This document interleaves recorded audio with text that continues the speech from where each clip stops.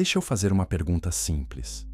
E se tudo que você aprendeu sobre a criação do mundo estiver incompleto?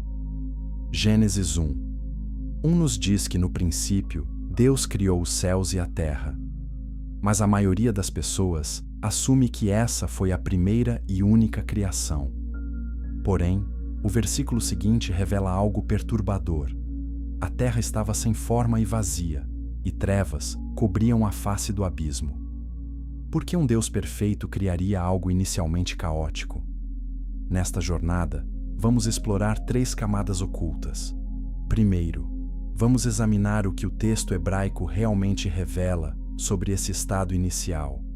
Depois, vamos descobrir evidências de uma civilização anterior à humanidade. E, finalmente, vamos entender por que a Bíblia escolheu silenciar sobre essa era. E uma vez que compreendemos essa primeira camada, a verdadeira história começa. A narrativa da criação que todos conhecemos começa com ordem divina. Deus fala e a luz surge. Deus separa as águas, forma o firmamento, organiza o cosmos. Mas existe um problema que teólogos estudiosos identificaram há séculos. Entre Gênesis 1 verso 1 e Gênesis 1 verso 2, algo drástico aconteceu. O texto não explica essa transição. Ele simplesmente declara que a terra estava desordenada e vazia. Essa afirmação deveria nos fazer parar e questionar. Estudiosos do hebraico apontam que a palavra traduzida como estava pode ser interpretada de outra forma. A raiz hebraica permite a tradução como tornou-se ou veio a ser. Isso muda completamente nossa compreensão. Se a Terra não foi criada inicialmente caótica, mas tornou-se caótica, então algo catastrófico ocorreu entre esses 2 versículos. Algum evento cósmico transformou uma criação perfeita em um estado de desolação total. As Escrituras nos fornecem pistas adicionais.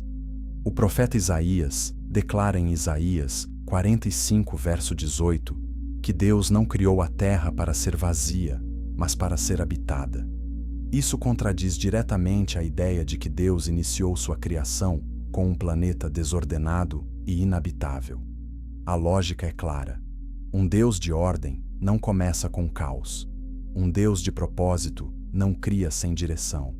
Portanto, o estado caótico descrito em Gênesis 1 verso 2 deve ser resultado de algum evento intermediário. Considerem a estrutura do texto. Gênesis 1 verso 1 é uma declaração majestosa de criação primordial. Deus estabelece os céus e a terra, mas imediatamente, sem explicação, o versículo 2 nos apresenta trevas, águas caóticas e um vazio assustador. Não há transição suave, não há narrativa explicativa. É como se a Bíblia intencionalmente pulasse um capítulo inteiro da história. E talvez seja exatamente isso que aconteceu. Textos antigos judaicos sugerem que houve eras antes da criação humana. Rabinos debatiam a existência de mundos anteriores que Deus criou e destruiu. O Talmud menciona que Deus criou e destruiu vários mundos antes de finalmente criar este que habitamos. Essas tradições não surgem do nada. Elas refletem interpretações profundas dos textos sagrados e das aparentes inconsistências na narrativa da criação. A presença das trevas também levanta questões fundamentais. Gênesis 1 verso 2 menciona que trevas cobriam a face do abismo. Mas de onde vieram essas trevas?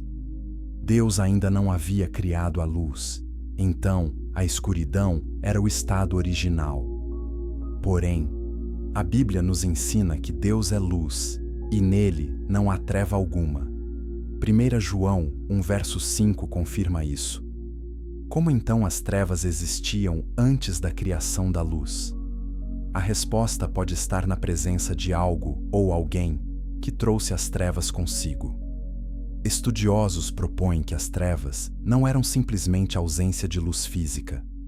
Elas representavam uma presença espiritual oposta a Deus. Uma força que já existia e que havia corrompido a criação inicial.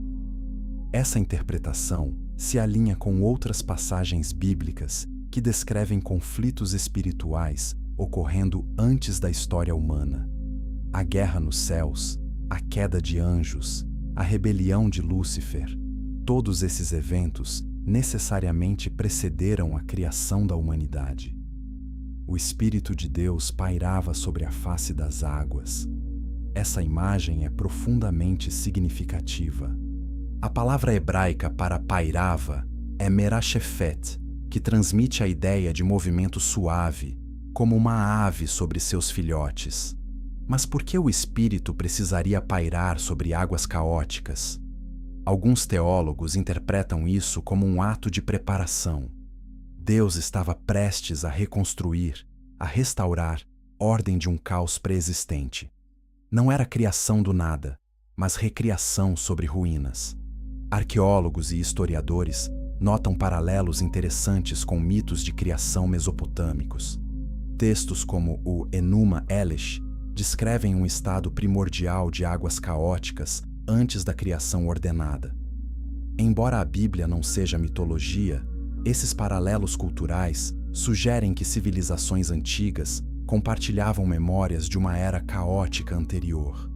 Talvez essas tradições preservem fragmentos de verdades sobre uma realidade pré-adâmica que a maioria esqueceu. A estrutura literária de Gênesis também sugere algo oculto.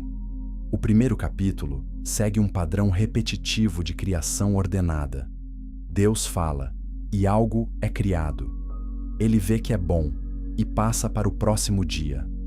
Mas antes desse padrão começar, existe o versículo 2, que quebra completamente essa estrutura.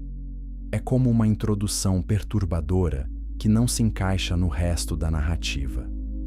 Críticos textuais apontam isso como evidência de múltiplas fontes sendo editadas juntas.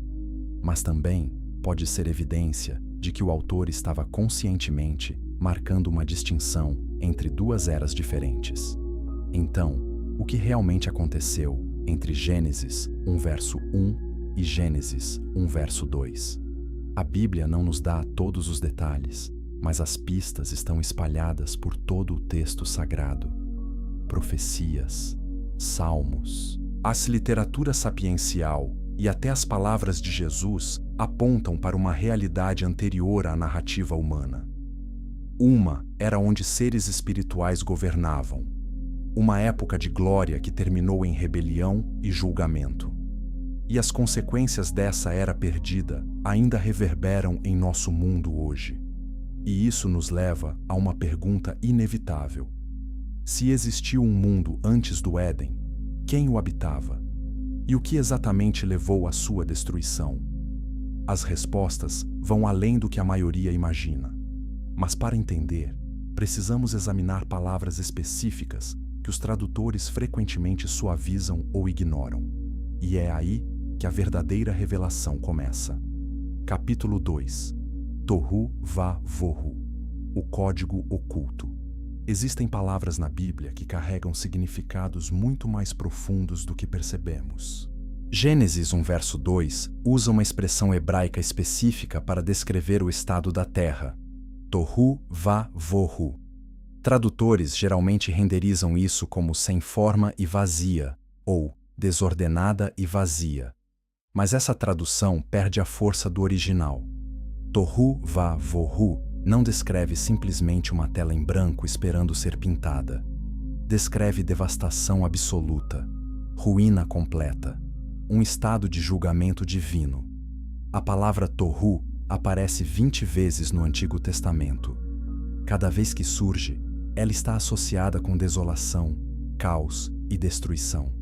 Isaías usa Tohu para descrever terras devastadas pelo julgamento de Deus.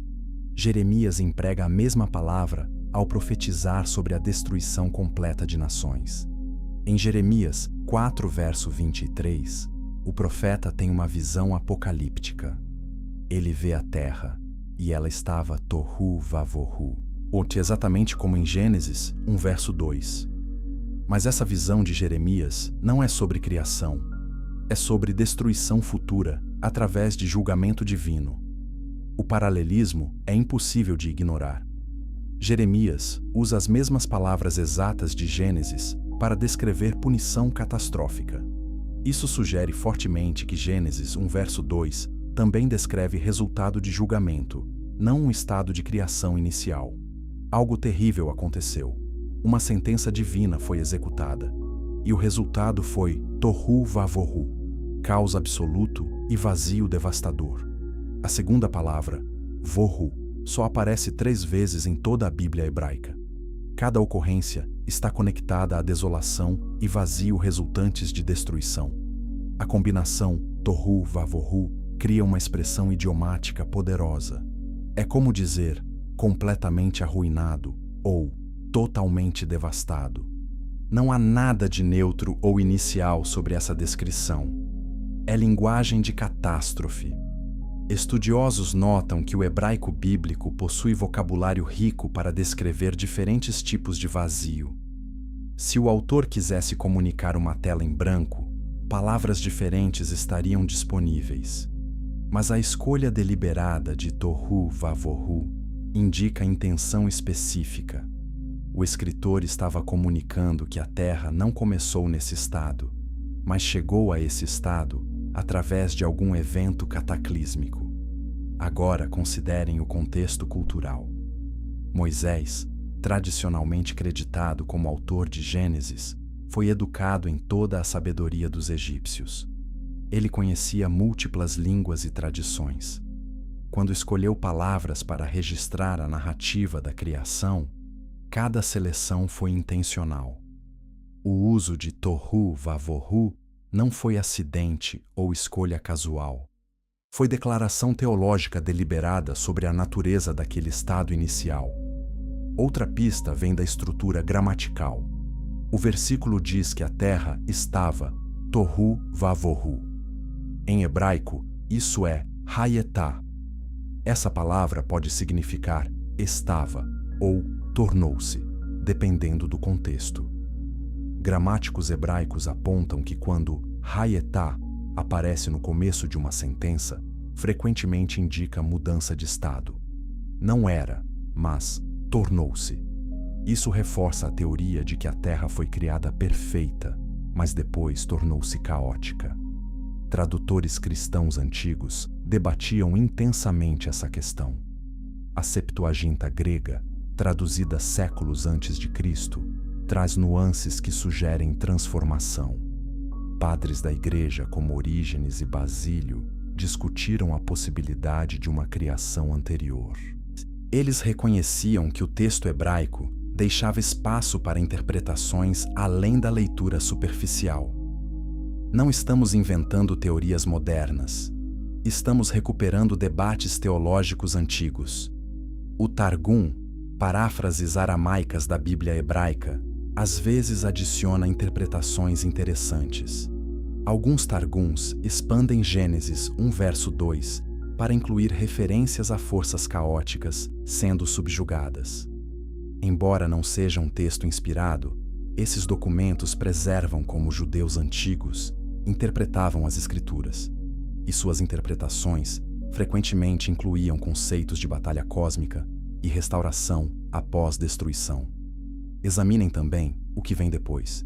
Gênesis 1 verso 3 declara: "E disse Deus, haja luz."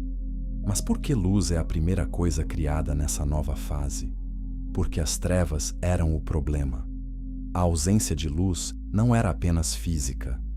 Representava a ausência da presença manifesta de Deus. Onde Deus está plenamente presente, há luz. Onde sua presença se retira, trevas dominam. A criação da luz foi ato de Deus retornando, penetrando as trevas que haviam tomado conta. A palavra luz, em hebraico, é or. Interessantemente, essa luz criada no dia 1 não é o sol ou as estrelas, que só aparecem no dia 4. Então, que luz é essa? Teólogos judeus e cristãos propõem que era a luz divina primordial, a glória de Deus manifestada.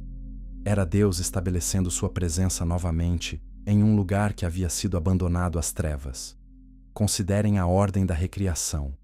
Primeiro, luz separa as trevas. Depois, águas são separadas e controladas. Então, terra seca aparece.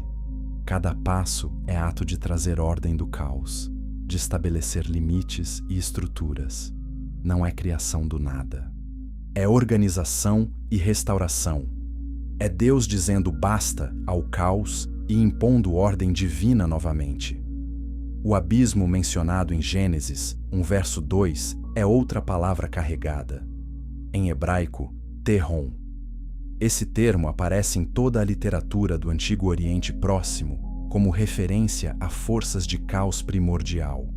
Em mitos cananeus e babilônicos, o Tehom era personificado como uma divindade caótica que precisava ser derrotada para que ordem existisse.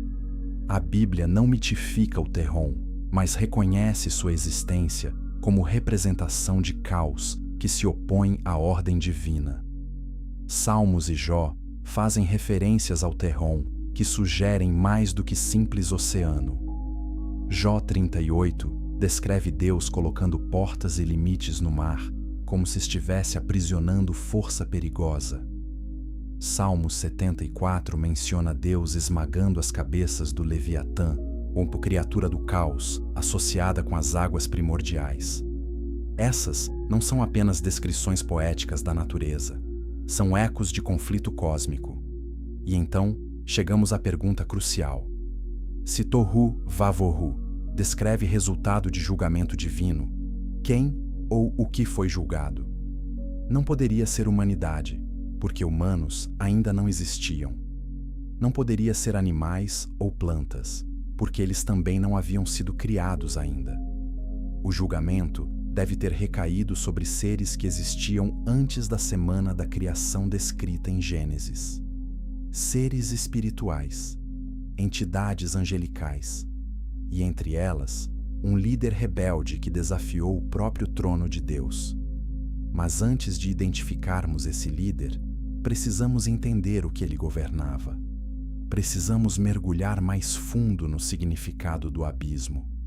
Porque o Tehom não é apenas uma palavra geográfica, é uma palavra teológica, é espiritual e profundamente aterrorizante. E o que descobrimos ali vai mudar como você lê toda a Bíblia. Capítulo 3. O abismo que existia. Antes, o abismo é muito mais do que água profunda. Gênesis 1 verso 2 declara que trevas cobriam a face do Tehom, o abismo profundo. Essa palavra hebraica carrega peso teológico massivo. Em toda a Bíblia e na literatura do Antigo Oriente Próximo, Tehom representa força de caos primordial que se opõe ativamente à ordem divina. Não é meramente oceano, é símbolo de tudo que resiste ao governo de Deus. Textos antigos da Mesopotâmia personificavam o abismo como divindade caótica chamada Tiamat. Na mitologia babilônica, Tiamat era monstro de águas primordiais, que precisava ser derrotado pelo deus Marduk, antes que criação ordenada pudesse existir. A Bíblia, é claro, não aceita essas mitologias politeístas. Mas o uso da palavra Tehom sugere que os autores bíblicos estavam familiarizados com esses conceitos e os estavam deliberadamente desmitificando. O Tehom não é Deus. É criação rebelde que Deus domina completamente. Jó 41 descreve o Leviatã, criatura poderosa associada com o mar e o caos. Deus desafia Jó, perguntando se ele pode capturar o Leviatã ou controlar seu poder. A descrição é de criatura aterrorizante que nenhum humano pode dominar. Mas o ponto é que Deus pode. Deus criou o Leviatã e mantém controle absoluto sobre ele. O Leviatã representa forças de caos que existem sob permissão divina, não em desafio bem-sucedido a Deus. Salmo 74, verso 13 e 14, declaram-nos que Deus quebrou as cabeças dos monstros marinhos e esmagou as cabeças do Leviatã. Esse não é relato de batalha mitológica, há mais declaração teológica de supremacia de Deus sobre todas as forças de caos. Deus não luta contra iguais. Ele simplesmente comanda, e o caos obedece. Mas o fato de que essas imagens de conflito aparecem nas Escrituras sugere que houve um tempo quando essas forças precisaram ser subjugadas. O profeta Isaías usa linguagem semelhante. Isaías 27, verso 1, profetiza que no dia do julgamento final, Deus matará o Leviatã, a serpente veloz e tortuosa, o dragão que está no mar. Apocalipse retoma essa imagem, descrevendo a derrota final do dragão, identificado explicitamente como Satanás. A conexão é clara. O caos primordial, o Teon, o Leviatã, o dragão, tudo aponta para forças espirituais de rebelião contra Deus. Então, quando Gênesis 1, verso 2 menciona o Teon coberto por trevas, não está apenas descrevendo geografia. Está descrevendo condição espiritual. O abismo representa domínio de forças caóticas e rebeldes. As trevas representam a ausência da luz divina. Juntos, eles pintam um quadro de território que foi abandonado por Deus ao julgamento, aguardando restauração. Estudos linguísticos revelam que Terron em hebraico é palavra feminina e não recebe o artigo definido. Isso é incomum e pode preservar traços de sua origem como nome próprio em tradições mais antigas. Mas ao contrário das mitologias pagãs, a Bíblia nunca personifica Terron como ser divino. É sempre tratado como criação sob controle de Deus, não como rival de Deus. A água em si tem simbolismo profundo nas Escrituras. Pode representar vida e purificação, como no batismo. Mas também pode representar caos e morte, como no dilúvio. No caso de Gênesis 1, verso 2, as águas são claramente caóticas e precisam ser organizadas e controladas. Deus cria o firmamento para separar águas superiores de águas inferiores. Ele ajunta águas inferiores para que terra seca apareça. Cada ação é estabelecer ordem e limites sobre o que era anteriormente caótico. Algumas traduções antigas entenderam Terron como referência ao grande abismo ou às profundezas. Em Lucas 8, verso 31, demônios imploram a Jesus para não os enviar ao abismo. A palavra grega ali é abissos, de onde vem nossa palavra abismo.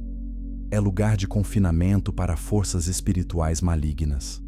Apocalipse usa linguagem similar, descrevendo o abismo como prisão para Satanás durante o milênio. Esses usos do Novo Testamento nos ajudam a entender que o abismo de Gênesis não é apenas característica física, mas também espiritual.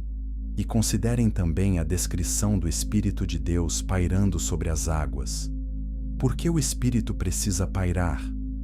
A palavra hebraica merashephet sugere movimento protetor e preparatório, como uma águia sobre seus filhotes. Mas também implica que as águas abaixo são hostis ou perigosas, requerendo vigilância divina antes que possam ser transformadas em ambiente adequado para a vida. O Espírito está preparando reconstrução, não supervisionando um começo neutro. Textos judaicos antigos, como o livro de Enoque, falam sobre anjos caídos sendo aprisionados em lugares de escuridão e águas profundas até o dia do julgamento. 2 Pedro 2, verso 4 e Judas, verso 6, confirmam que Deus lançou anjos que pecaram em cadeias de escuridão. A conexão entre abismo, trevas e rebelião angelical é consistente através da literatura bíblica e extrabíblica. O abismo também está conectado ao conceito de Sheol na teologia hebraica. Sheol é o lugar dos mortos, frequentemente descrito como estando abaixo da terra, em profundezas escuras. Salmo 69 associa Sheol com águas profundas que ameaçam afogar o salmista. A sobreposição de imagens sugere que o abismo representa não apenas caos físico, mas morte e separação de Deus. Quando Deus começa a recriação em Gênesis 1, verso 3, sua primeira ação é falar luz à existência. Luz é a antítese das trevas que cobriam o abismo. Mas note que as águas caóticas não desaparecem imediatamente. Elas são gradualmente organizadas e limitadas ao longo dos dias subsequentes. Isso sugere processo de subjugação, não aniquilação. O caos é domado e forçado a servir propósitos divinos. Profetas posteriores retomam essa linguagem de Deus controlando o mar. Jeremias 5, verso 22, fala de Deus estabelecendo limites para o mar, colocando areia como fronteira que ele não pode ultrapassar. Jó 38, verso 8 a 11, usa linguagem ainda mais forte, descrevendo Deus trancando o mar com portas e dizendo: até aqui virás, e não mais adiante. Essas não são apenas descrições de fenômenos naturais. São declarações teológicas de que Deus restringe forças que, se livres, retornariam ao caos. E aqui está a revelação crucial. Se o abismo representa caos que precisa ser controlado, e se esse abismo existia antes da recriação, então algo causou esse caos. Forças naturais não criam caos. Elas seguem leis. Caos vem de rebelião. Desordem vem de vontades que se opõem à ordem divina. O abismo coberto de trevas é evidência silenciosa de uma guerra que já foi travada. Uma guerra onde um querubim ungido desafiou o trono de Deus. E essa guerra deixou o cosmos em ruínas. Mas quem era esse querubim? O que exatamente aconteceu para transformar uma criação perfeita em Tohu Vavohu?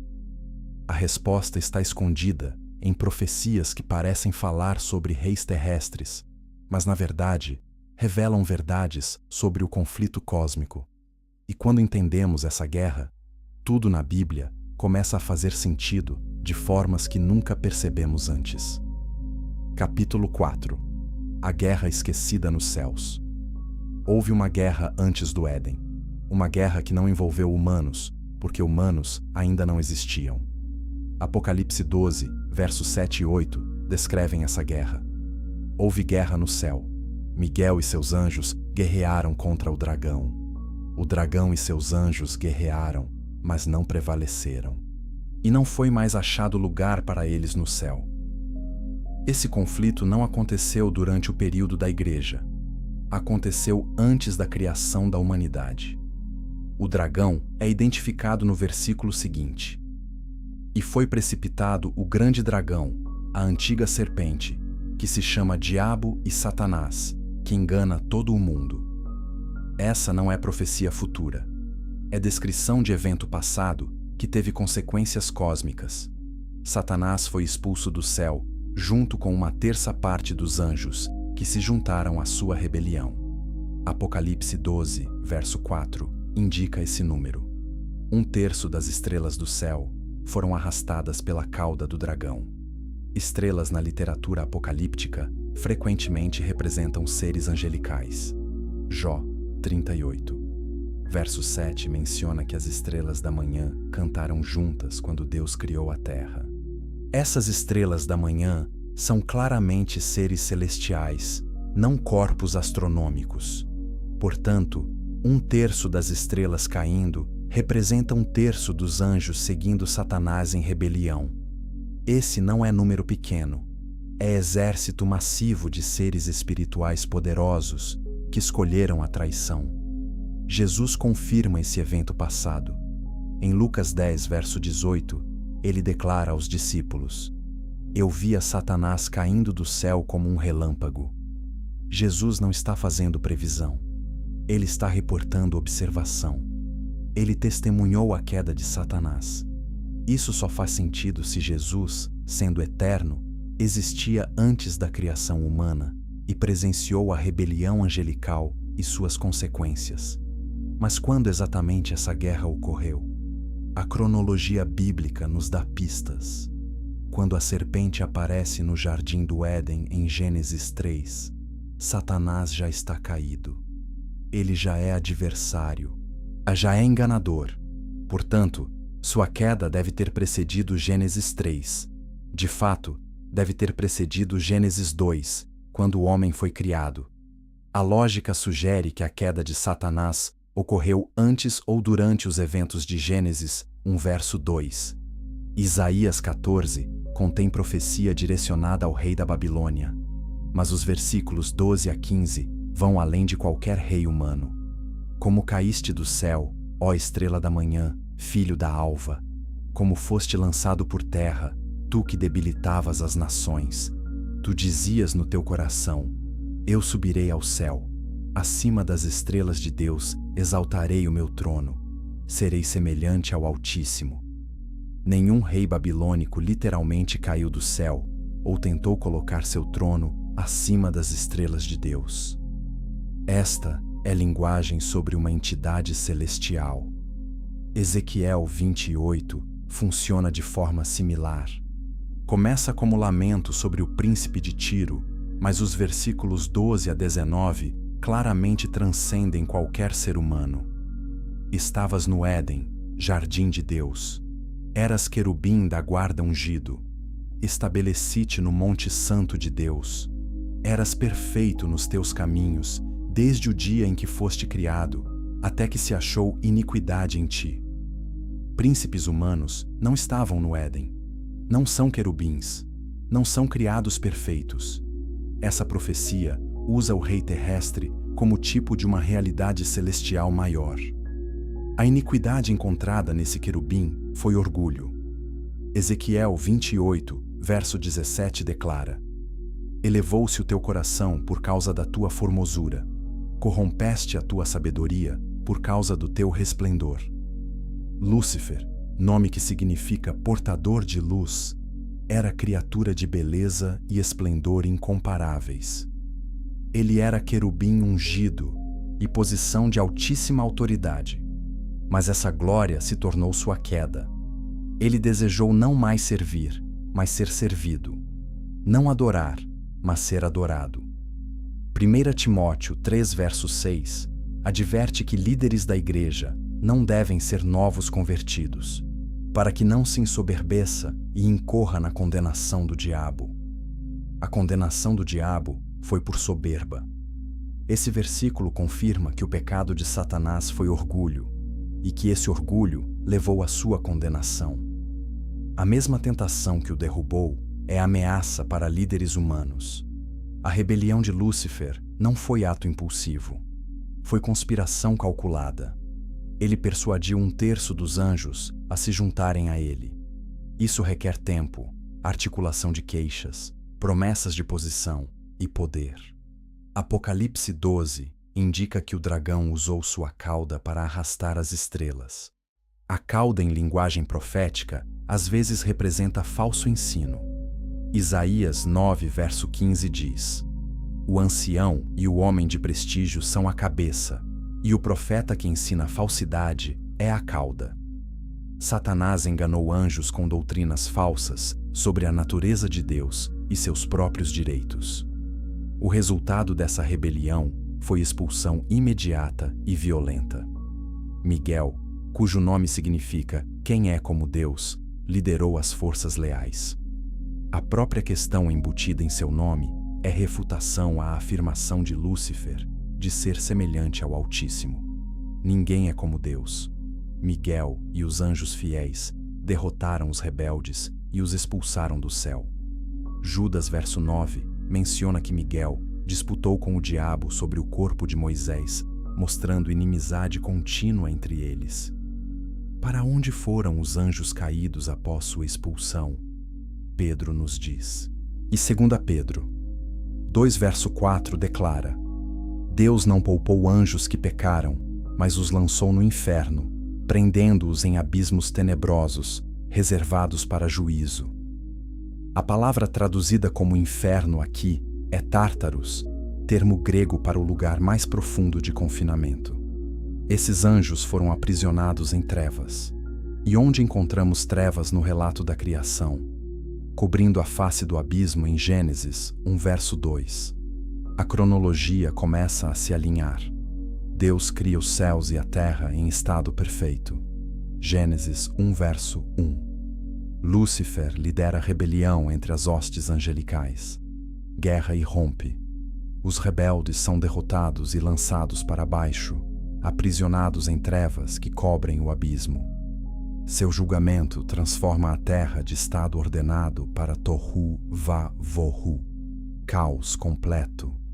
E então, Deus inicia processo de recriação, a estabelecendo ordem novamente e preparando a terra para uma nova obra, a criação da humanidade feita à sua imagem. Isso explica por que Satanás já está presente como serpente no jardim. Ele foi aprisionado na região do abismo, mas ainda mantém capacidade de influenciar o plano terrestre. Seu objetivo? Corromper a nova criação de Deus, assim como ele corrompeu a ordem celestial. Se ele não pode governar os céus, ele irá sabotar o que Deus está fazendo na terra. E, tristemente, ele conseguiu enganar a humanidade exatamente como enganou anjos. Mas espere, se Lúcifer era querubim no Éden, que Éden era esse? Ezequiel 28 diz que ele estava no Éden, jardim de Deus, e que ele andava no Monte Santo de Deus. Isso não pode ser o Éden onde Adão e Eva foram colocados, porque querubins não habitavam lá como guardiões ungidos. E deve haver um Éden celestial, um jardim divino que existia antes do Éden terrestre. E esse querubim ungido que caiu desse lugar é o próprio Satanás. Então, quem exatamente era ele antes da queda? E o que sua posição nos diz sobre o mundo pré-adâmico? Capítulo 5. O querubim que caiu do Éden celestial. Lúcifer não era anjo comum. Ezequiel 28 revela sua identidade verdadeira e seu papel antes da rebelião. Tu eras querubim da guarda ungido, e te estabeleci. Estavas no Monte Santo de Deus, andavas no meio das pedras de fogo. Querubins não são mensageiros simples. São seres de altíssima hierarquia celestial, associados com a própria presença e glória de Deus. Querubins aparecem pela primeira vez na Bíblia, em Gênesis 3, verso 24. Após expulsar Adão e Eva do jardim, Deus colocou querubins no oriente do jardim do Éden para guardar o caminho para a árvore da vida. Eles empunhavam espada flamejante que se revolvia. Essa não é tarefa para ser comum. É missão de segurança cósmica, prevenindo acesso ao que é sagrado e perigoso. O tabernáculo e depois o templo continham representações de querubins. Êxodo 25 descreve 2 querubins de ouro batido posicionados sobre a Arca da Aliança. Suas asas estendidas cobriam o propiciatório, o lugar onde a presença de Deus se manifestava. 1 Samuel 4, verso 4 e Salmo 80, verso 1 descrevem Deus como aquele que habita entre os querubins. Eles são associados com o trono de Deus e sua glória. Ezequiel 1 e 10 fornecem descrições detalhadas de querubins.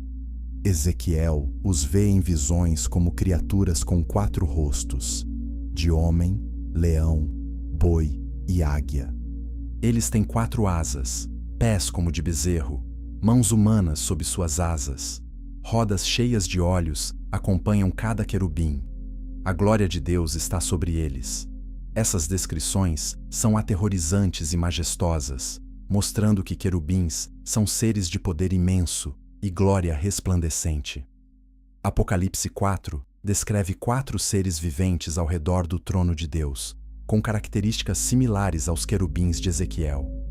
Dia e noite, eles não cessam de dizer: Santo, Santo, Santo é o Senhor Deus Todo-Poderoso. Eles lideram a adoração celestial. Sua função primária é magnificar a santidade e glória de Deus. Eles não servem a si mesmos. Existem para exaltar o Criador. Lúcifer era um desses seres magníficos. Mas mais do que isso, ele era querubim da guarda ungido. A palavra ungido indica comissionamento especial. Os reis e sacerdotes eram ungidos para seus ofícios. Ser querubim ungido sugere posição de autoridade suprema entre os seres angelicais. Ele era líder, guardião, figura de destaque na hierarquia celestial. Ezequiel 28, verso 13, descreve sua aparência. Toda pedra preciosa era tua cobertura: sárdio, topázio, diamante, berilo, ônix, jaspe, safira, carbúnculo, esmeralda e ouro. Sua forma era adornada com as mesmas pedras preciosas usadas no peitoral do sumo sacerdote de Israel. Ele brilhava com glória multifacetada. Sua beleza era incomparável entre as criaturas de Deus. O versículo continua: a obra dos teus tambores e pífaros estava em ti. No dia em que foste criado, foram preparados. Isso sugere que Lúcifer tinha conexão especial com música e adoração. Alguns teólogos propõem que ele liderava a adoração celestial, orquestrando o louvor das hostes angelicais. Sua própria estrutura incorporava elementos musicais. Ele era instrumento vivo de adoração. Mas toda essa glória se tornou sua maldição. Ezequiel 28, verso 17 declara: elevou-se o teu coração por causa da tua formosura. Corrompeste a tua sabedoria por causa do teu resplendor. Ele começou a contemplar sua própria glória, ao invés da glória de Deus. Ele começou a adorar a si mesmo, ao invés de liderar outros na adoração ao Criador. O coração dele mudou de servo para usurpador. Isaías 14 captura suas ambições rebeldes. Tu dizias no teu coração: eu subirei ao céu. Acima das estrelas de Deus, exaltarei o meu trono. Sentar-me-ei no monte da congregação, nas extremidades do norte. Subirei acima das alturas das nuvens. Serei semelhante ao Altíssimo. 5 declarações de eu e 5 afirmações de autoexaltação. Ele não queria mais servir, queria ser Deus. Mas Deus não compartilha sua glória. Isaías 42, verso 8 declara: eu sou o Senhor, este é o meu nome. A minha glória não a darei a outrem. Lúcifer estava procurando roubar o que não poderia ser roubado. Sua rebelião estava condenada desde o início. Não porque Deus é ciumento no sentido humano, mas porque a estrutura da realidade não permite outra fonte de divindade. Deus é o único ser autoexistente. Todas as outras coisas derivam dele. O julgamento de Lúcifer foi severo e imediato. Ezequiel 28, verso 16 a 18 descreve: pela abundância do teu comércio, o teu interior se encheu de violência, e pecaste. Profanaste teus santuários pela multidão das tuas iniquidades, pela injustiça do teu comércio. Eu fiz sair fogo do meio de ti, que te consumiu. Ele foi profanado, lançado fora, transformado de querubim glorioso em criatura de vergonha.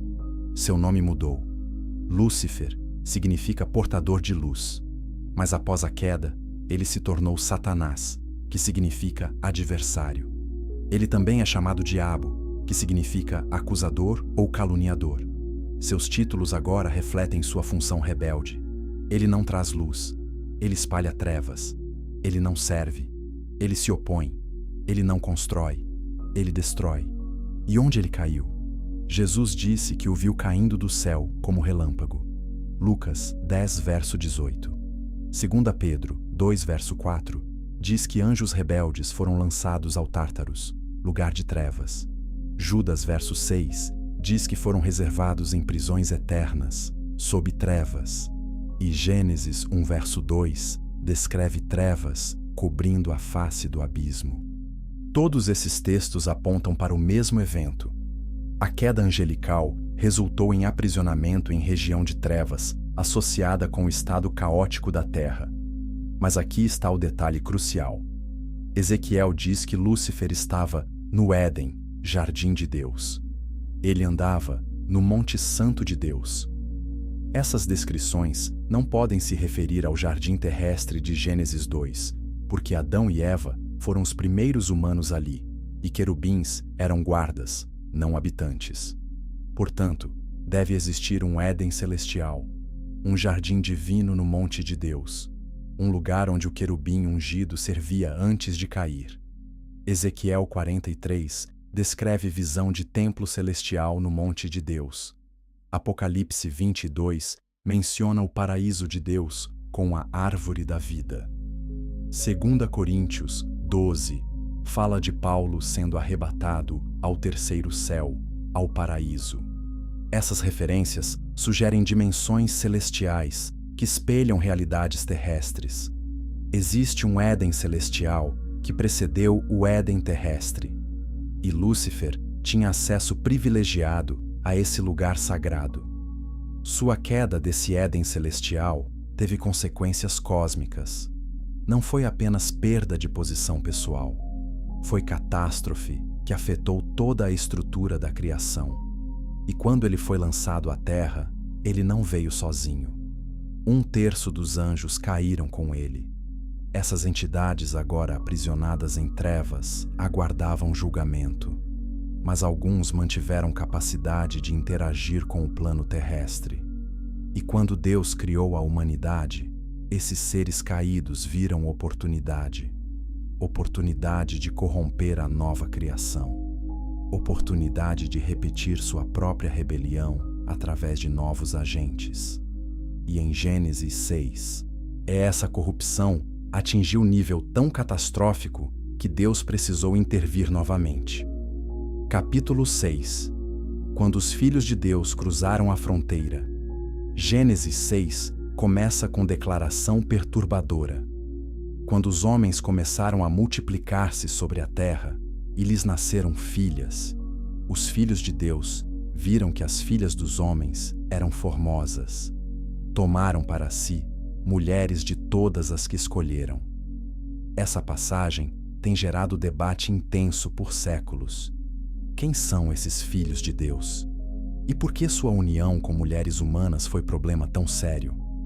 O termo hebraico é Bene Ha-Elohim, literalmente, filhos de Deus. Essa frase aparece em outros lugares no Antigo Testamento com significado específico. Jó 1 verso 6 declara: num dia em que os filhos de Deus vieram apresentar-se perante o Senhor. Jó 2 verso 1 repete a mesma cena. E Jó 38, verso 7, diz que as estrelas da manhã cantaram juntas e todos os filhos de Deus rejubilaram quando a terra foi fundada. Em todos esses contextos, filhos de Deus claramente se refere a seres angelicais, não humanos. A interpretação alternativa sugere que filhos de Deus eram descendentes de Sete e filhas dos homens eram descendentes de Caim. Mas essa interpretação enfrenta problemas. Primeiro, o texto nunca usa filhos de Deus para humanos piedosos em Gênesis. Segundo, por que casamento entre linhagens humanas geraria Nefilim, seres descritos como gigantes e poderosos? Terceiro, por que isso provocaria julgamento global através do dilúvio? Casamentos mistos entre linhagens humanas não justificam a aniquilação da civilização inteira.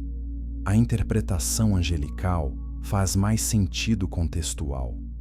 Seres angelicais, aí especificamente aqueles já em rebelião, cruzaram fronteira que Deus estabeleceu entre o espiritual e o físico.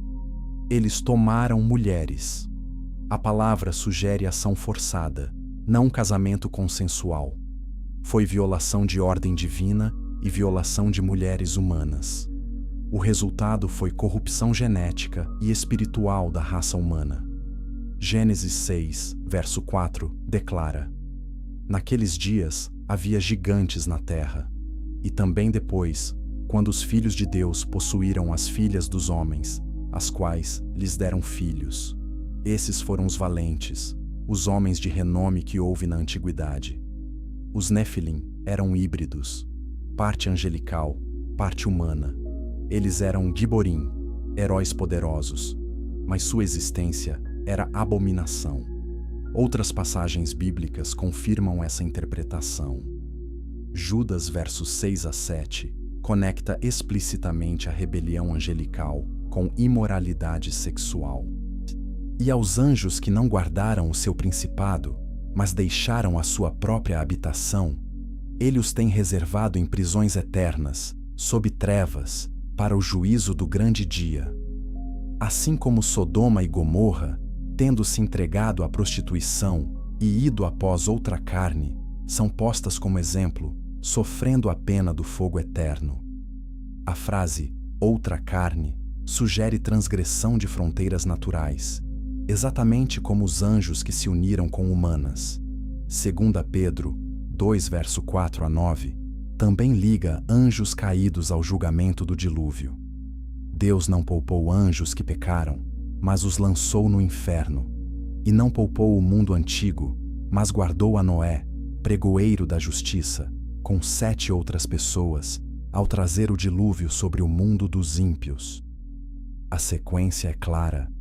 Anjos pecaram, foram aprisionados, o mundo se corrompeu, dilúvio veio, o livro de Enoque, e texto judaico antigo não canônico, expande dramaticamente essa narrativa. Enoque descreve 200 anjos chamados vigilantes, que desceram ao Monte Hermon e juraram tomar esposas humanas. Eles ensinaram à humanidade conhecimentos proibidos, feitiçaria, fabricação de armas, cosméticos, astrologia. Seus filhos Nefilim consumiam recursos da terra e eventualmente começaram a devorar humanos. A maldade se multiplicou ao ponto de Deus decidir destruir tudo. Embora o livro de Enoque não seja escritura canônica, Judas cita diretamente dele em Judas versos 14 e 15. Isso indica que, embora não seja inspirado, contém tradições que os apóstolos consideravam historicamente válidas. Pedro também parece familiar com suas narrativas ao descrever anjos caídos. Portanto, Enoque preserva entendimentos judaicos antigos sobre Gênesis 6. A corrupção genética causada pelos Nefilim explica por que Deus precisou enviar dilúvio global. Não era apenas maldade moral, era contaminação da própria estrutura da humanidade. Se os descendentes híbridos angelicais humanos se multiplicassem, a linhagem pura através da qual o Messias viria seria impossível. Satanás estava tentando corromper a semente humana para prevenir a vinda do Redentor prometido em Gênesis 3, verso 15.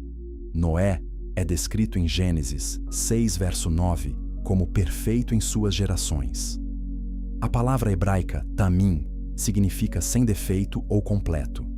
É usada para animais sacrificais que devem ser geneticamente puros. Noé e sua família eram geneticamente não corrompidos.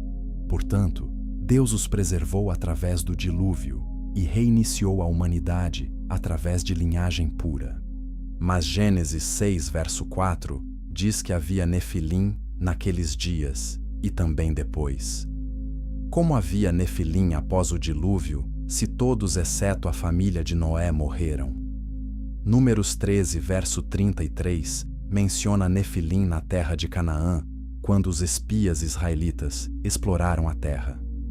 Deuteronômio 2 e 3 mencionam gigantes como Og, rei de Bazã, cuja cama tinha 13 pés de comprimento. Golias e seus irmãos eram gigantes. A presença de gigantes após o dilúvio sugere que a incursão angelical ocorreu novamente, embora provavelmente em escala menor. Essa é a razão pela qual Deus ordenou o extermínio completo de certas nações cananitas. Não era genocídio arbitrário, era cirurgia espiritual para remover linhagens corrompidas que ameaçavam a pureza da humanidade. Deuteronômio 7 explica que essas nações praticavam abominações extremas e poderiam levar Israel à apostasia. Mas o texto também menciona seus tamanhos e forças extraordinários, sugerindo contaminação Nefilim. A conexão entre Gênesis 6 e a teoria do intervalo é direta. Assim como anjos caídos corromperam a criação pré-adâmica, levando ao estado Tohu Vavohu, eles tentaram corromper a criação adâmica através de miscigenação proibida. O padrão se repete. Rebelião espiritual leva a caos físico, que leva a julgamento divino. O dilúvio ecoa o julgamento anterior que deixou a terra desolada antes de Gênesis 1, verso 3. Mas espere, se houve realmente intervalo entre Gênesis 1, verso 1 e verso 2, se houve civilização pré-adâmica destruída, então precisamos entender a estrutura teológica completa dessa teoria. Precisamos ver como estudiosos bíblicos sérios interpretaram essas evidências. E quando examinamos a teoria do intervalo formalmente, descobrimos estrutura coerente que responde muitas perguntas difíceis sobre o texto bíblico. Então, o que exatamente essa teoria propõe? E qual evidência a sustenta? Capítulo 7. A teoria do intervalo revelada. A teoria do intervalo, também chamada de teoria da brecha ou teoria da reconstrução, propõe interpretação específica de Gênesis 1. Ela sustenta que período significativo de tempo existe entre Gênesis 1, verso 1 e Gênesis 1, verso 2. Durante esse intervalo, uma criação anterior foi julgada e destruída, resultando no estado caótico descrito no verso 2. O que segue a partir do verso 3 não é criação inicial, mas reconstrução. Essa teoria não é invenção moderna. Teólogos cristãos discutiram versões dela desde os primeiros séculos da Igreja, mas foi formulada formalmente nos séculos 18 e 19 por estudiosos como Thomas Chalmers, que buscavam reconciliar a narrativa bíblica com descobertas geológicas emergentes. Eles notaram que a Terra mostrava evidências de grande idade e catástrofes passadas, e a teoria do intervalo oferecia estrutura para harmonizar ciência e escritura. Os proponentes identificam vários pontos-chave. Primeiro, Gênesis 1 verso 1 é declaração de criação original absoluta. No princípio, Deus criou os céus e a terra. Isso descreve o ato inicial, onde tudo veio à existência. O verbo hebraico bara significa criar do nada, usado apenas para ações divinas. Essa criação original era perfeita, ordenada e boa. Segundo, Gênesis 1 verso 2 descreve estado radicalmente diferente. A terra estava sem forma e vazia. Como discutimos, tohu vavohu indica devastação, não condição inicial neutra. A mudança abrupta de criação perfeita para caos total sugere evento catastrófico intermediário. Aqui é onde a teoria coloca o intervalo, um período não especificado durante o qual a terra sofreu julgamento. Terceiro, o verbo estava, em a terra estava, tohu vavohu, pode ser traduzido como tornou-se. A palavra hebraica hayetá permite ambas traduções. Se lermos como a terra tornou-se sem forma e vazia, isso reforça a ideia de mudança de estado. A terra não foi criada caótica. Ela tornou-se caótica devido a algum evento. Quarto, Isaías 45. Verso 18 afirma explicitamente que Deus não criou a terra tohu. Assim diz o Senhor que criou os céus, o Deus que formou a terra e a fez. Ele a estabeleceu, não a criou vazia, mas a formou para que fosse habitada. Se Deus não criou a terra vazia, mas Gênesis 1 verso 2 a descreve como vazia, então ela deve ter se tornado vazia após a criação inicial. Quinto, a presença das trevas em Gênesis 1 verso 2 é problemática. Deus é luz. 1 João 1 verso 5 diz: Deus é luz, e não há nele treva alguma. Como então trevas cobrem a criação antes de Deus criar luz?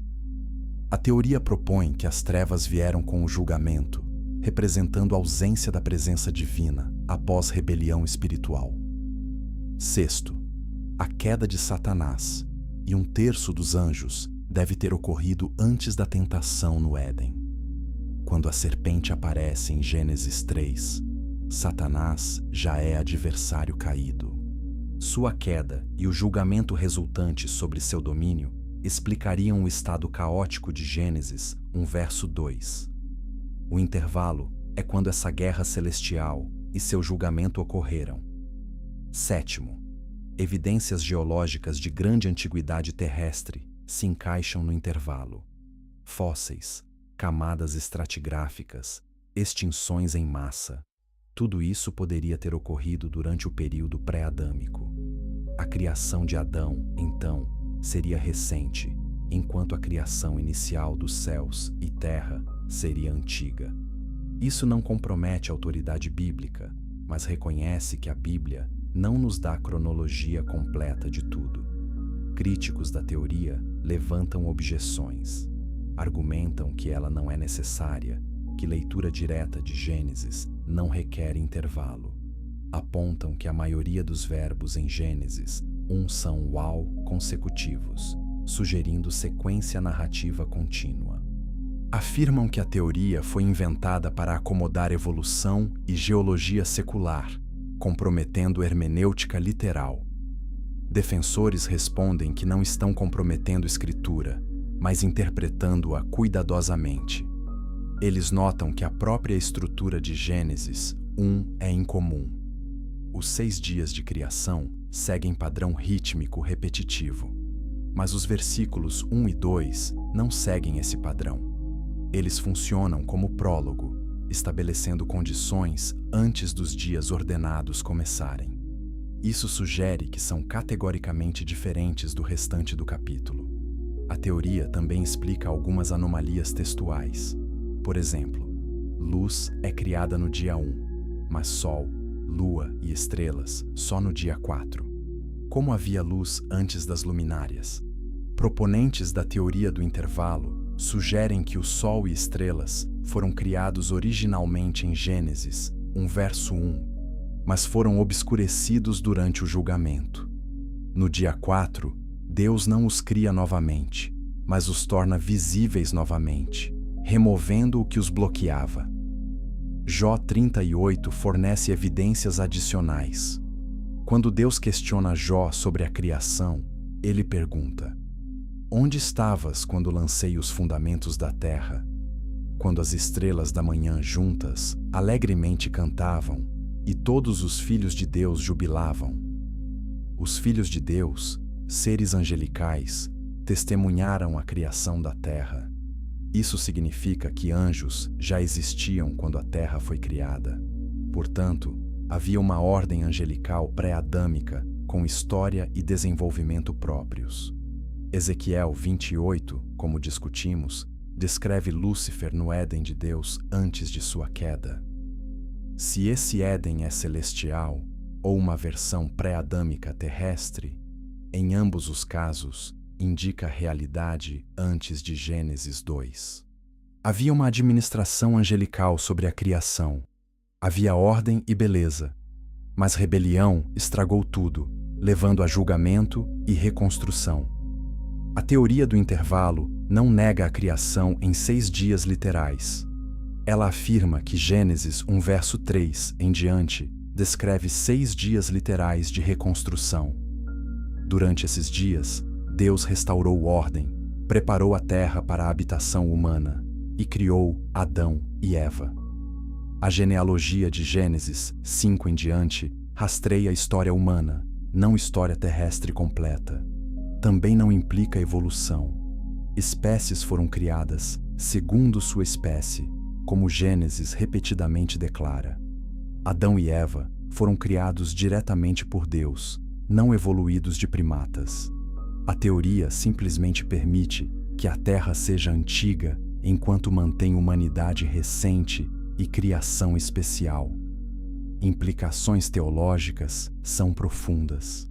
Se houve civilização pré-adâmica, mesmo angelical, então, conflito cósmico entre bem e mal é mais antigo e maior do que pensávamos. A história humana é capítulo em guerra muito mais longa. Nossa criação não foi primeiro ato de Deus, mas nova fase em plano que já estava em andamento. Isso também explica por que Deus criou humanos à sua imagem e deu-lhes domínio sobre a terra. Gênesis 1 verso 26 a 28 declara que humanos devem governar sobre a criação terrestre. Por quê? Porque a terra havia sido governada por anjos que se rebelaram. Deus estava estabelecendo nova ordem administrativa. Humanos, feitos à imagem divina, substituiriam anjos caídos como mordomos da terra. Isso adiciona urgência ao conflito espiritual. Satanás não ataca humanos apenas por malícia genérica. Ele nos ataca porque tomamos o lugar que ele uma vez ocupou. Ele governava a terra antes de sua rebelião. Agora nós governamos. Ele quer destruir o que Deus estabeleceu em seu lugar. Cada tentação, cada engano, cada pecado é parte dessa guerra cósmica. E isso nos leva de volta a Jó.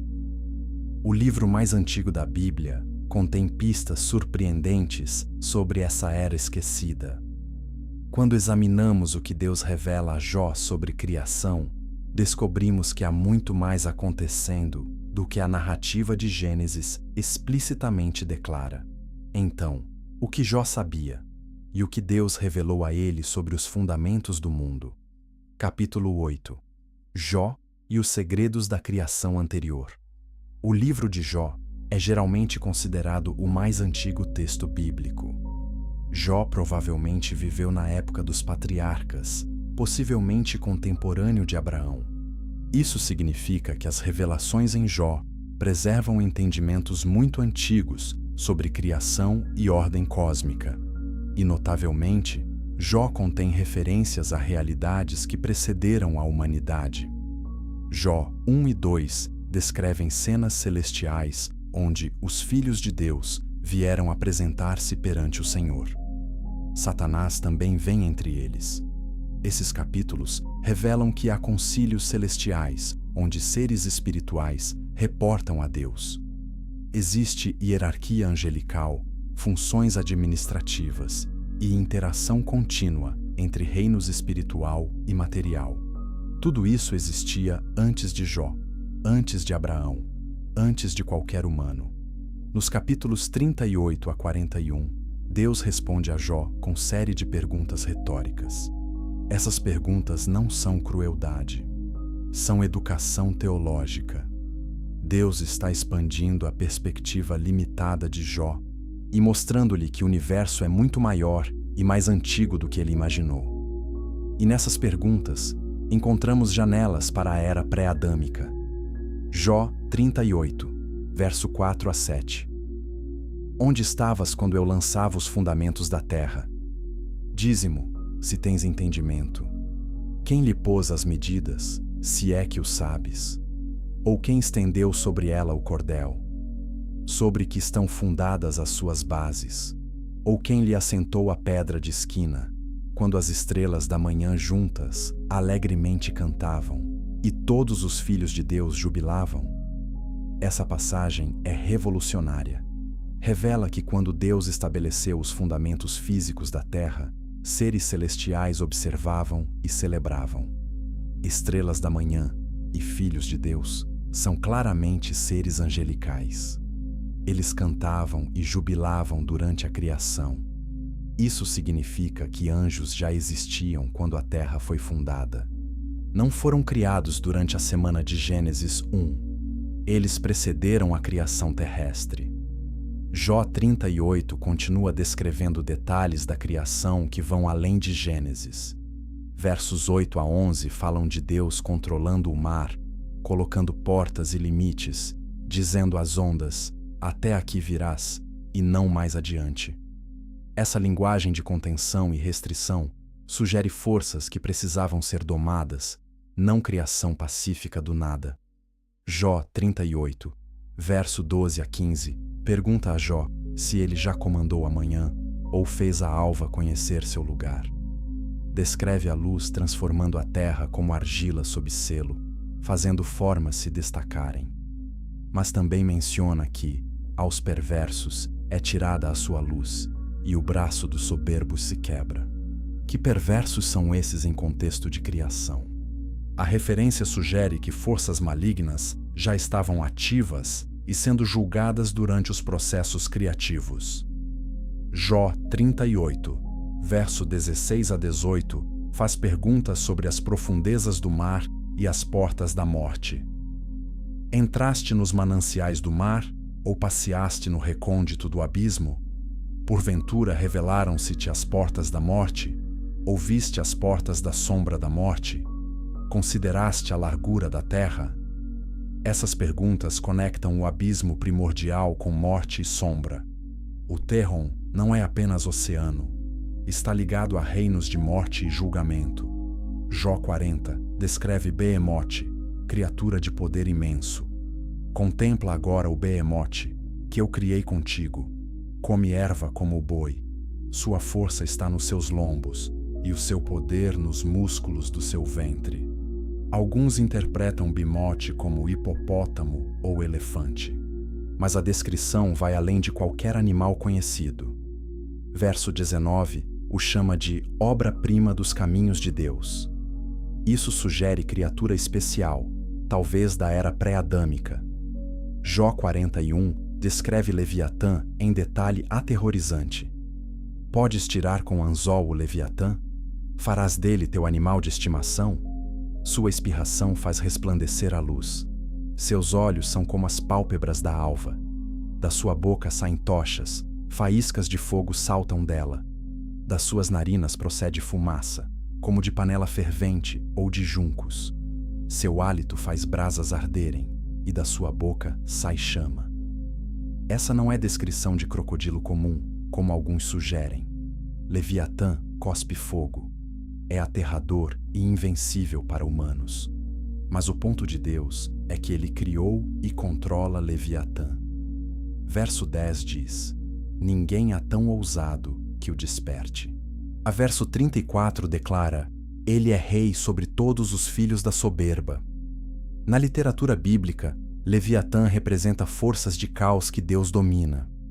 Salmo 74 associa Leviatã com inimigos que Deus esmagou.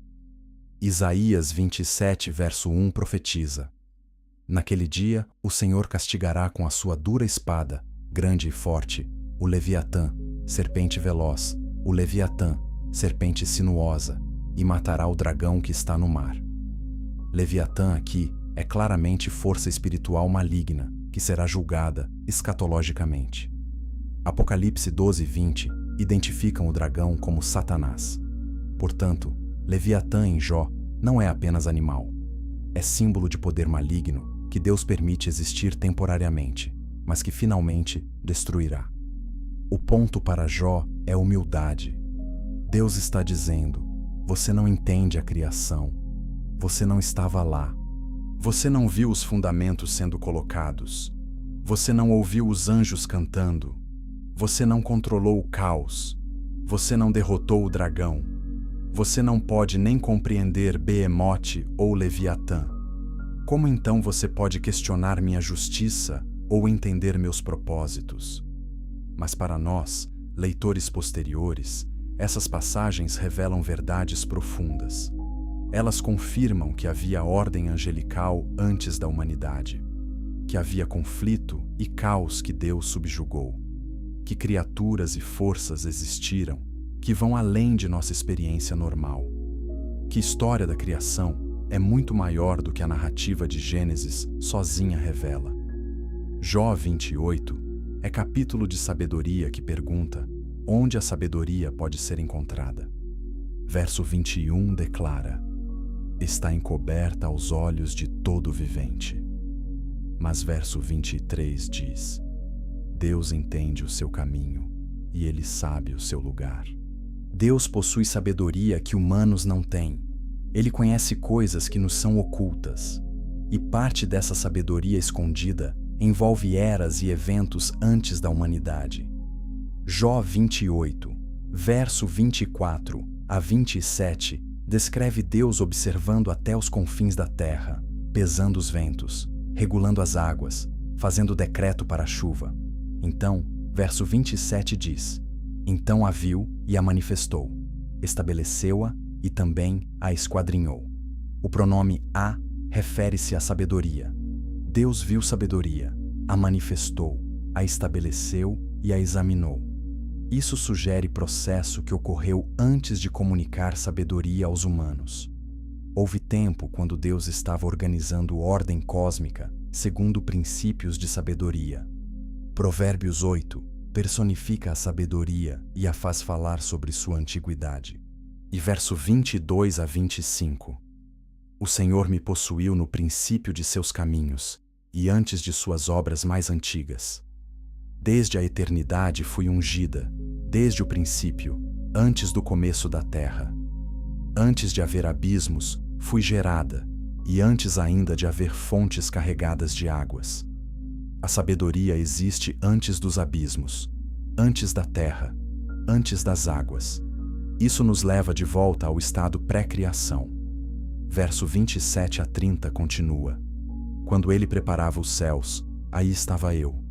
Quando traçava um círculo sobre a face do abismo, quando firmava as nuvens acima, quando estabelecia as fontes do abismo, quando fixava ao mar o seu termo, para que as águas não traspassassem o seu mando, quando traçava os fundamentos da terra, então eu estava ao seu lado, como arquiteto.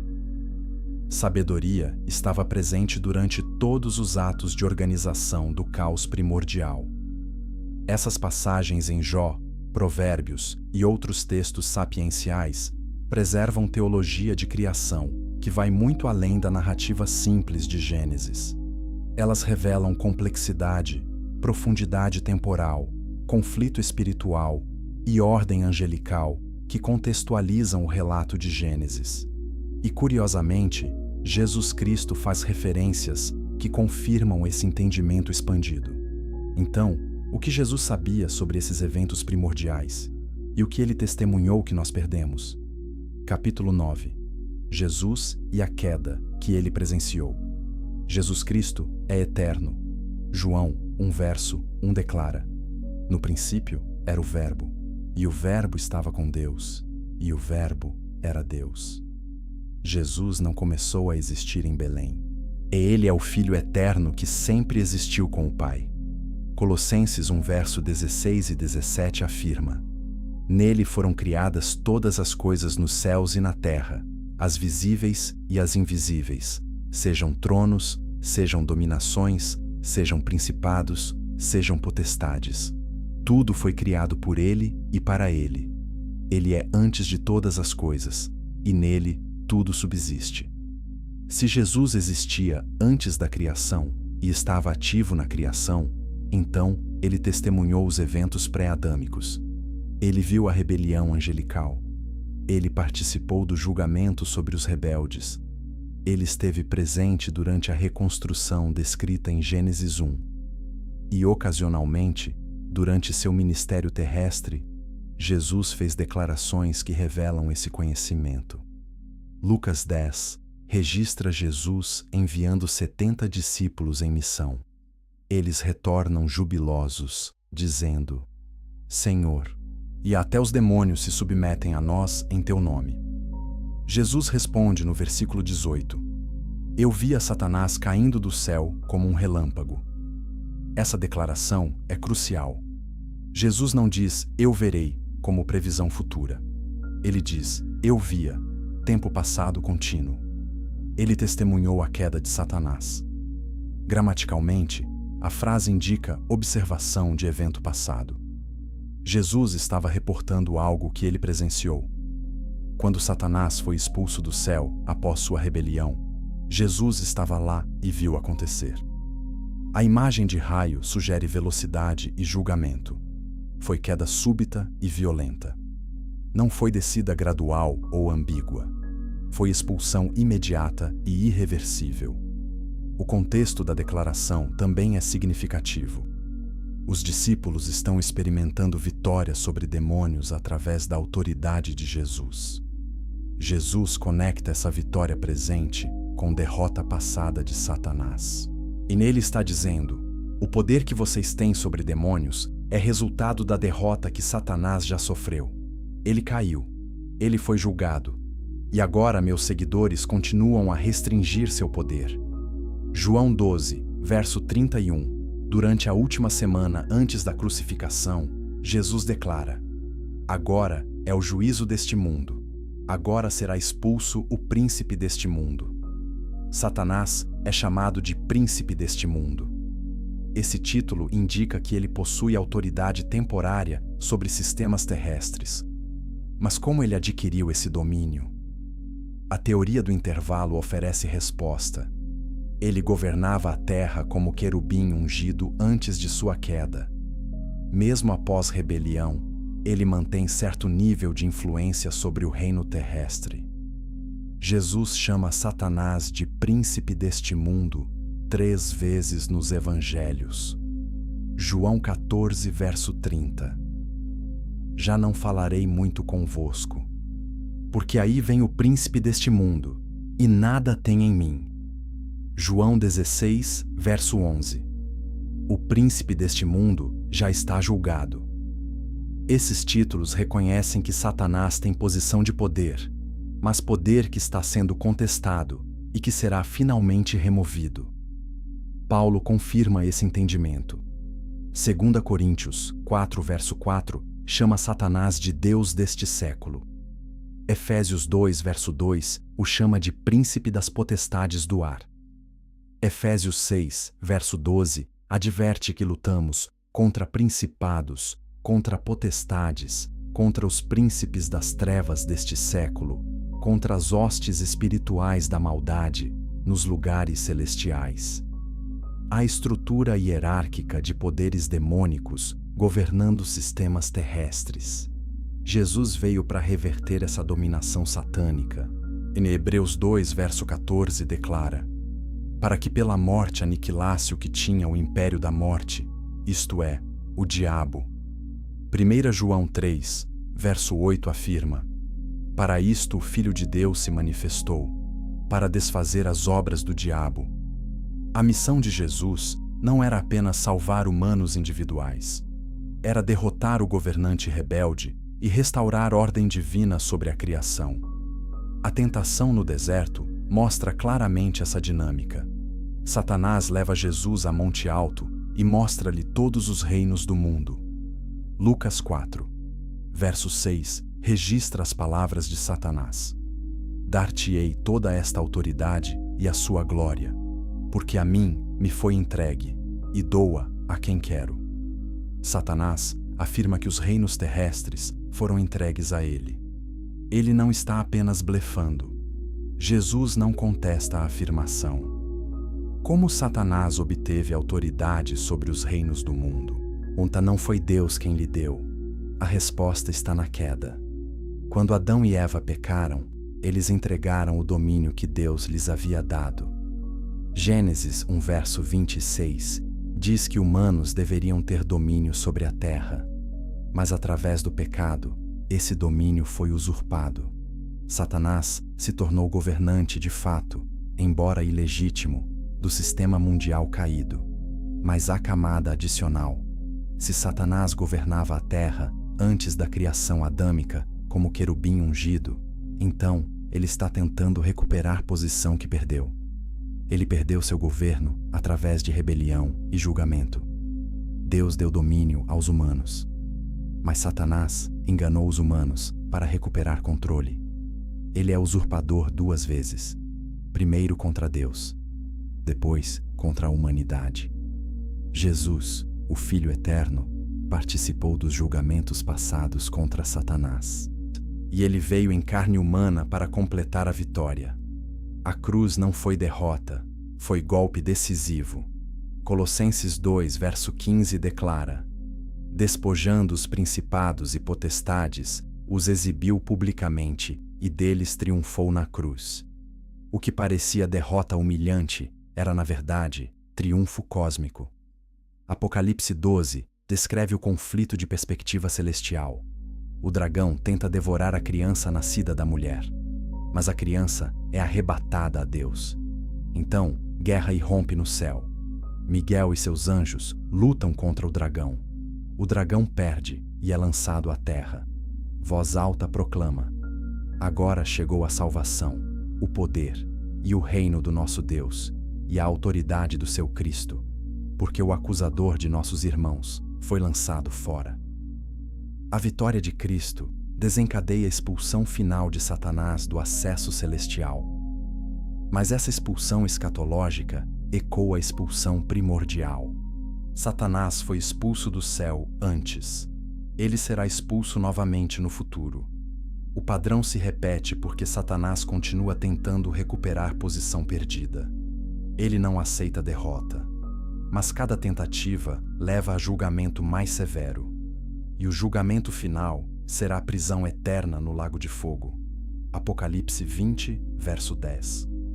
Jesus conhece toda essa história porque ele estava lá. Ele viu Satanás cair como relâmpago. Ele participou da reconstrução após o julgamento pré-adâmico. Ele criou Adão e Eva. Ele testemunhou a queda deles.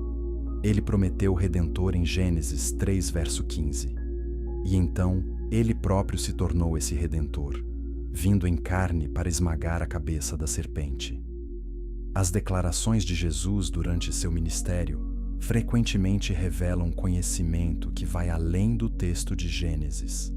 Ele sabia sobre guerra angelical. Ele sabia sobre julgamento. E ele sabia sobre múltiplas camadas de história cósmica. E ele sabia que sua missão era resolver conflito que começou eras antes de qualquer humano existir. Então, qual é a natureza desse conflito? E como ele continua afetando nosso mundo hoje? Capítulo 10. A Guerra Espiritual. Antes da humanidade. A Bíblia ensina claramente que guerra espiritual é realidade. Efésios 6, verso 12, declara: Não temos que lutar contra carne e sangue, mas contra principados, contra potestades, contra os príncipes das trevas deste século, contra as hostes espirituais da maldade nos lugares celestiais. Existe conflito invisível acontecendo simultaneamente ao mundo físico que experimentamos. E esse conflito é muito mais antigo do que a humanidade. Antes de humanos existirem, havia ordem angelical. Anjos foram criados como seres espirituais com inteligência, vontade e poder. Eles não são robôs. Eles fazem escolhas, e escolha implica a possibilidade de rebelião. Alguns anjos escolheram permanecer fiéis a Deus. Outros escolheram seguir Lúcifer em insurreição. Essa divisão criou dois exércitos espirituais opostos. Anjos fiéis são organizados em hierarquias. Colossenses 1, verso 16, menciona tronos, dominações, principados, potestades. 1 Tessalonicenses 4, verso 16, menciona arcanjo. Judas, verso 9, identifica Miguel como arcanjo. Apocalipse 12, verso 7, mostra Miguel liderando exércitos angelicais. Há estrutura militar e administrativa entre os anjos santos. Forças demoníacas também têm hierarquia. Efésios 6 lista principados, potestades, príncipes das trevas. Mateus 12, verso 24 menciona Belzebu, príncipe dos demônios. Existe cadeia de comando no reino demoníaco. Satanás é comandante supremo, mas sob ele existem tenentes, generais e tropas organizadas para a máxima eficácia destrutiva. Daniel 10 fornece vislumbre impressionante dessa guerra invisível. Daniel jejua e ora por 3 semanas. Finalmente, anjo aparece e explica o atraso. O príncipe do reino da Pérsia me resistiu por 21 dias, mas Miguel, um dos primeiros príncipes, veio para ajudar-me. Um anjo de Deus foi bloqueado por entidade demoníaca chamada Príncipe da Pérsia. Isso indica que nações terrestres têm príncipes espirituais demoníacos atribuídos a elas. O anjo continua: Agora vou voltar para lutar contra o príncipe da Pérsia, e quando eu sair, eis que virá o príncipe da Grécia. Potências demoníacas estão atribuídas a impérios humanos, influenciando políticas, oniculturas e destinos nacionais. Existe mapa espiritual sobreposto ao mapa geopolítico, e batalhas espirituais determinam resultados de eventos históricos. Essa estrutura não apareceu com a criação de Adão. Ela já estava estabelecida. Principados e potestades já existiam. Territórios espirituais já estavam divididos. A guerra já estava em andamento. Quando humanos foram criados, entramos em conflito que já estava acontecendo. Não iniciamos a guerra. Fomos recrutados para um lado dela. Deuteronômio 32. Verso 8 na Septuaginta grega diz: Quando o Altíssimo distribuía as heranças às nações, quando dividia os filhos de Adão uns dos outros, estabeleceu os termos dos povos conforme o número dos anjos de Deus. Deus atribuiu nações à supervisão angelical, mas muitos desses supervisores se rebelaram e, tornando-se príncipes demoníacos, que agora oprimem as nações que deveriam servir. Salmo 82 descreve concílio divino onde Deus julga deuses que julgaram injustamente. Até quando julgareis injustamente e tomareis partido pelos ímpios? Levantai-vos, ó Deus, julgai a terra, pois tu possuis todas as nações. Esses deuses não são divindades literais, mas seres espirituais que receberam autoridade delegada, mas a abusaram. Deus os destituirá e assumirá controle direto. A guerra espiritual tem múltiplas frentes. A batalha pelo controle de nações e sistemas. A batalha por almas individuais. A batalha pela verdade versus engano. A batalha pela adoração. Satanás quer ser adorado. Ele ofereceu os reinos do mundo a Jesus em troca de adoração. Mateus 4, verso 9. Tudo isto te darei, se, prostrado, ou me adorares. Jesus recusou, mas muitos humanos aceitam essa barganha, conscientemente ou não. Idolatria é adoração de demônios. 1 Coríntios 10, verso 20 declara: As coisas que os gentios sacrificam, as sacrificam aos demônios, e não a Deus. E não quero que sejais participantes com os demônios. Toda religião falsa é, em última análise, porta de entrada para a influência demoníaca. Isso não significa que adoradores são maus. Significa que são enganados. Forças espirituais por trás de ídolos são reais e malignas. Feitiçaria, ocultismo, mediunidade, todas essas práticas abrem canais para demônios. Deuteronômio 18, verso 10 a 12. Proíbe adivinhação, feitiçaria, necromancia. Por quê? Porque essas práticas invocam poderes demoníacos. Elas prometem conhecimento e poder, mas entregam escravidão. Atos 16, verso 16 a 18, descreve jovem com espírito de adivinhação. Paulo expulsa o espírito, libertando-a. A estratégia de Satanás é multifacetada. Ele cega mentes. 2 Coríntios 4, verso 4. O Deus deste século cegou os entendimentos dos incrédulos, para que não lhes resplandeça a luz do Evangelho. Ele engana. Apocalipse 12, verso 9. A antiga serpente, que se chama Diabo e Satanás, que engana todo o mundo. Ele acusa. Apocalipse 12, verso 10. O acusador de nossos irmãos foi lançado fora, o qual diante do nosso Deus os acusava de dia e de noite. Ele também rouba, mata e destrói. João 10, verso 10. O ladrão não vem senão para roubar, matar e destruir. Ele semeia joio entre o trigo. Mateus 13, verso 25 e 39. Ele arrebata a palavra semeada nos corações. Marcos 4, verso 15. Ele opera sinais e prodígios enganosos. 2 Tessalonicenses 2, verso 9. Ele se transforma em anjo de luz. 2 Coríntios 11, verso 14. Mas crentes têm autoridade sobre forças demoníacas. Lucas 10, verso 19. Eis que vos dou poder para pisar serpentes e escorpiões, e toda a força do inimigo, e nada vos fará dano algum. Tiago 4, verso 7. Resisti ao diabo, e ele fugirá de vós.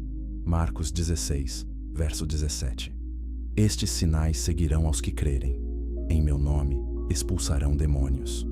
A armadura descrita em Efésios 6 é equipamento espiritual para a guerra espiritual. Cinto da verdade, couraça da justiça, sandálias do evangelho da paz, escudo da fé, capacete da salvação, espada do Espírito, que é a palavra de Deus, e oração constante. Esses não são símbolos metafóricos. São realidades espirituais que nos protegem e capacitam em conflito invisível. Essa guerra não é neutra. Não há zona desmilitarizada. Jesus disse em Mateus 12, verso 30, "Quem não é comigo é contra mim, e quem comigo não ajunta, espalha." Cada pessoa está em um lado ou outro. Neutralidade é impossível. E o resultado final não está em dúvida. Deus vencerá. Satanás será lançado no lago de fogo. O mal será erradicado. Mas até lá, a guerra continua. E isso nos traz de volta à pergunta original. Por que a Bíblia não explica claramente toda essa história pré-adâmica? Por que Gênesis pula do verso 1 para o verso 2 sem explicação? Por que as revelações sobre guerra angelical e julgamentos passados estão espalhadas em fragmentos através das Escrituras, ao invés de apresentadas sistematicamente? Há razões para esse silêncio estratégico. E quando entendemos essas razões, vemos sabedoria profunda no que Deus escolheu revelar e no que escolheu esconder. Capítulo 11. Por que a Bíblia escondeu esse mistério?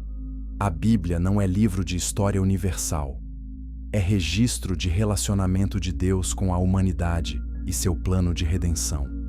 2 Timóteo 3, verso 15, declara que as Escrituras sagradas podem tornar-te sábio para a salvação pela fé em Cristo Jesus. Esse é o propósito primário: salvação. Não satisfazer curiosidade sobre todas as eras cósmicas, mas guiar humanos de volta a Deus. Gênesis foi escrito para Israel no contexto do Êxodo. Moisés estava liderando o povo que acabara de sair de 400 anos de escravidão no Egito.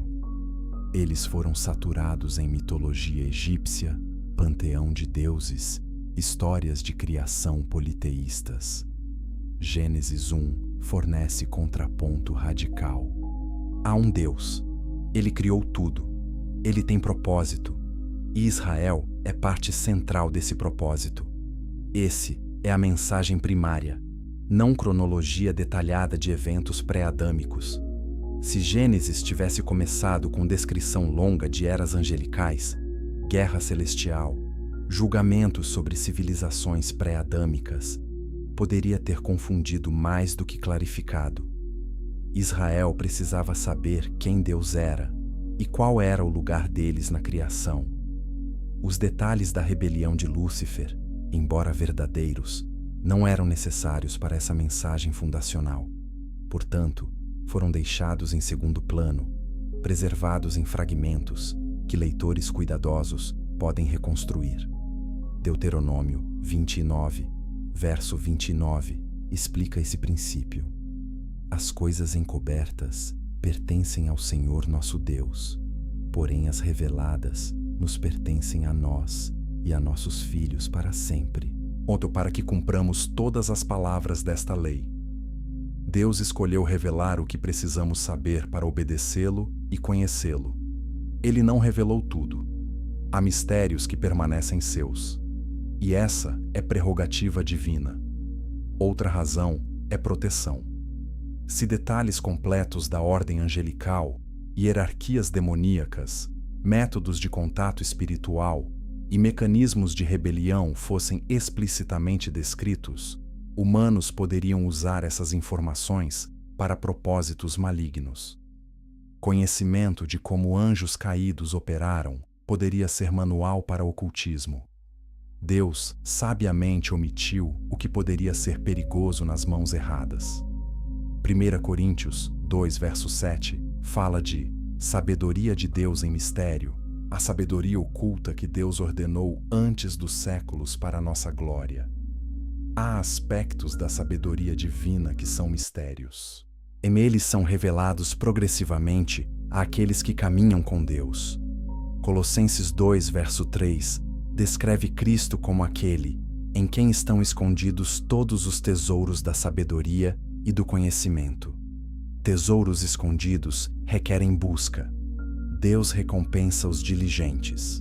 A Bíblia também usa método incremental de revelação. Conceitos introduzidos em Gênesis são desenvolvidos em Jó, expandidos em Salmos e Profetas, clarificados em Evangelhos e Epístolas, e finalmente revelados em Apocalipse. Essa pedagogia divina nos ensina gradualmente, construindo sobre fundações anteriores. Se tudo fosse revelado no começo, seria esmagador e incompreensível. Hebreus 5, verso 12 a 14, fala sobre crentes que deveriam ser mestres, mas ainda precisam de leite, não alimento sólido. O alimento sólido é para os adultos, os quais, pela prática, e têm os sentidos exercitados para discernir o bem e o mal. Revelações sobre guerra angelical pré-adâmica e julgamentos cósmicos são alimento sólido. Requerem maturidade espiritual para processar sem distorção. Deus gradua seu ensino conforme nossa capacidade de receber. Há também elemento de teste. Deus observa se confiamos nele mesmo quando não entendemos tudo. Provérbios 3, verso 5 instrui: confia no Senhor de todo o teu coração e não te estribes no teu próprio entendimento. Se insistirmos em compreensão completa antes de obedecer, nunca obedeceremos. Fé requer caminhar com informação parcial, confiando que Deus conhece o que não conhecemos. Jó nunca recebeu explicação completa de por que sofreu. Deus lhe fez perguntas sobre criação e poder, mas não revelou as cenas celestiais que nós, leitores, vemos em Jó 1 e 2. A Jó teve que confiar sem entender, e no fim, ele declarou em Jó 42, verso 3: falei do que não entendia, coisas maravilhosas demais para mim, coisas que eu não conhecia. Sua confiança, não sua compreensão, foi o que Deus honrou. O silêncio bíblico sobre certos tópicos também previne especulação excessiva. Se Gênesis detalhasse toda a civilização pré-adâmica, teríamos infinitas disputas sobre cronologia, tecnologia, geografia, sociologia dessas eras. Isso desviaria a atenção do propósito real das Escrituras. Ao fornecer apenas contornos, a Bíblia mantém nosso foco onde deve estar: em Deus, em nosso pecado e na provisão de salvação. Mas para aqueles que buscam diligentemente, pistas estão lá. Isaías, Ezequiel, Jó, Salmos, Provérbios, as palavras de Jesus, as epístolas de Pedro e Judas, o Apocalipse, todos contêm peças do quebra-cabeça. Quando reunidos com cuidado e oração, surge quadro coerente, não completamente detalhado, mas suficientemente claro para ampliar nossa visão do plano de Deus.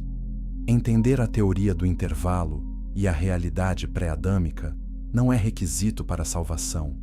Romanos 10, verso 9 declara: se com tua boca confessares ao Senhor Jesus e em teu coração creres que Deus o ressuscitou dentre os mortos, serás salvo.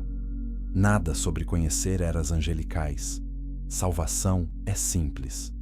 Mas para crentes maduros, esse conhecimento enriquece profundamente nossa teologia e cosmovisão. Reconhecer que a guerra espiritual mais antiga que a humanidade nos ajuda a entender o mal. Não é apenas produto de falhas humanas, é força cósmica liderada por inteligência maligna antiga. Isso aumenta nossa vigilância. Reconhecer que Satanás uma vez teve autoridade legítima e a perdeu através de rebelião nos ajuda a entender seus motivos. Ele ataca humanos porque tomamos seu lugar.